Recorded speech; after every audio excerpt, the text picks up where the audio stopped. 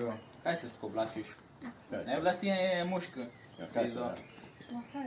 Jaz zdaj ne vem več, ali si muški ali si ženski. A kaj pizdo? Samo sprašujem, je normalno vprašanje. Ja, majke ve. Ja. O, lepo pozdravljena. Imaš kako jogico? Ne boš tako gola? Tako se lahko ti šolo vleče. Tako da za naslednjič mogoče malo premisliš, kaj vlečeš. Izvoli. O, pozdravljena. profesor. Diskriminacija je pogostejša, kot se zdi. Ne biti tiho, ko se dogaja okoli vas.